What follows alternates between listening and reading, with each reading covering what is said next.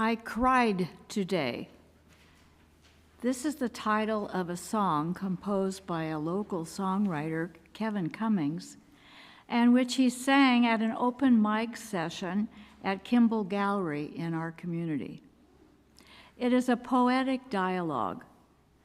I cried today, said the earth to the sky.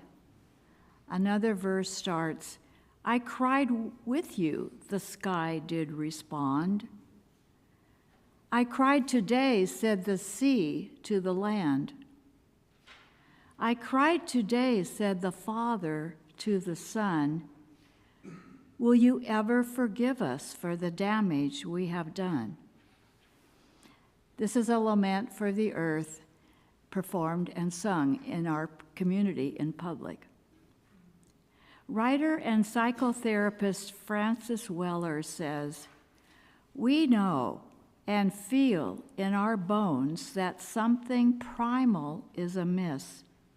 Our extended home is being eroded. It is essential that we stop and recognize these losses, to respond with sorrow, outrage, and apology at these places touched by so much loss. We do know this. These feelings deep in our bones that something is going dreadfully wrong in our natural world. And yet we have so few opportunities to express our sorrow, our fears, our sadness, our despair about a future life in a climate-changed world, fear for us and for the children to come. These thoughts can keep us up at night, but they are which we too often have held inside us, in a space both alone and lonely. In his poem, The Peace of Wild Things, Wendell Berry, a Kentucky farmer and poet, expresses his concerns for the well-being of our physical world and for the future of the children to come. Can you hear yourself in these lines? When despair for the world grows in me and I awake in the night to the least sound, in fear of what my life and my children's life may be. What does he do when he's filled with despair and real fears? He finds restoration and refreshment in the beauty of the natural world.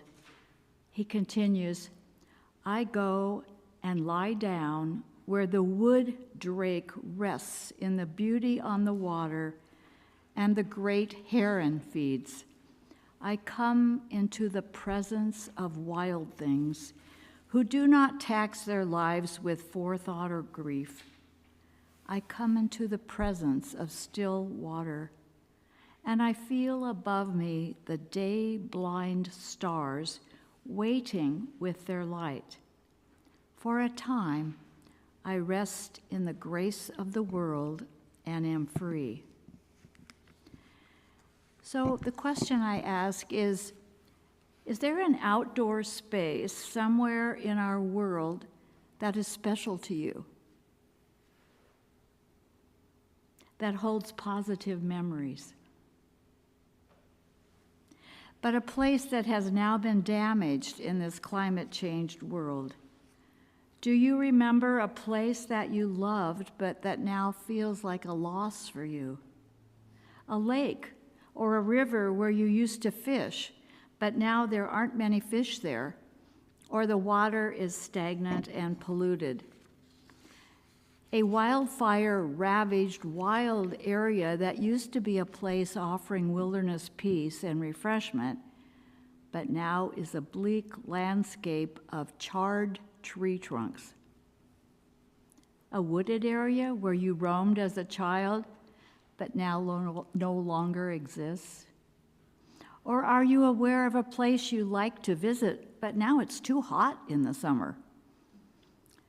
Or you mourn the bare pathway of an icy glacier on our beloved Mount Rainier, now measurably shrinking.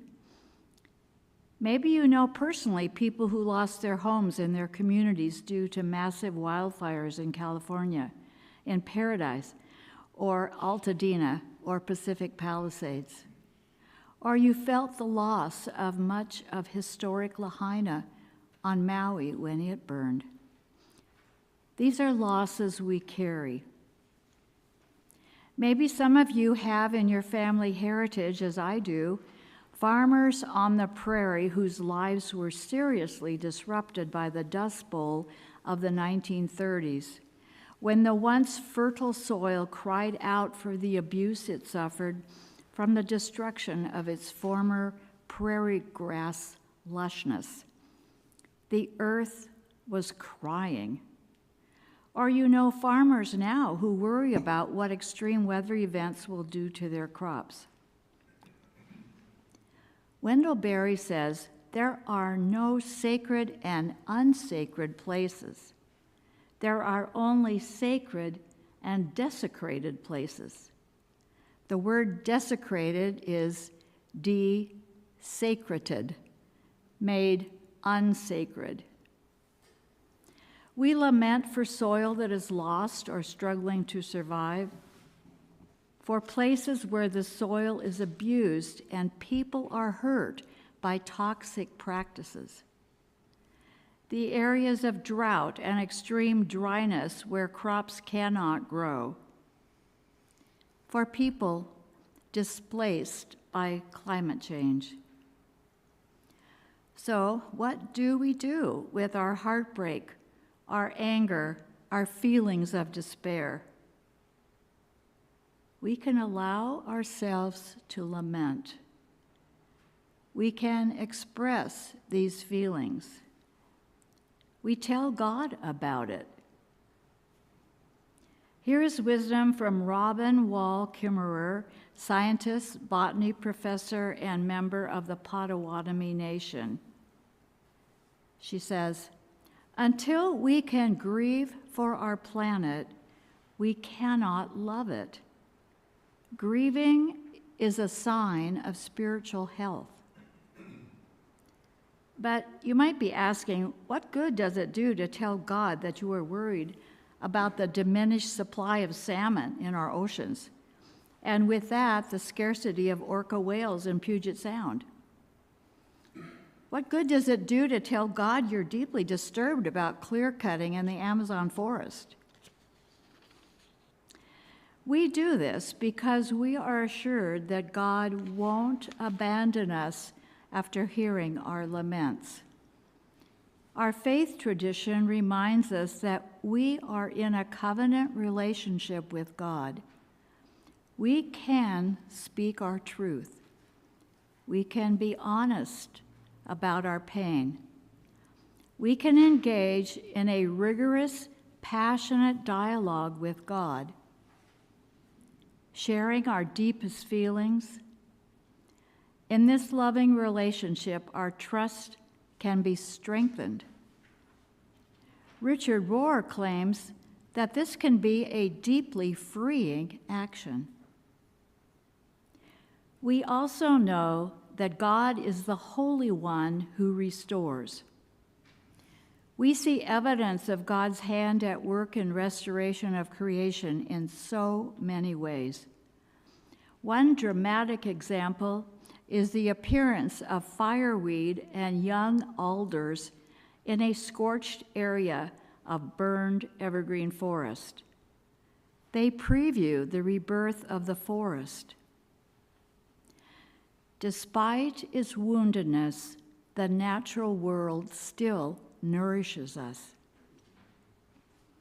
As Robin Wall Kimmerer again says, I choose joy over despair, not because I have my head in the sand, but because joy is what the earth gives me daily, and I must return the gift.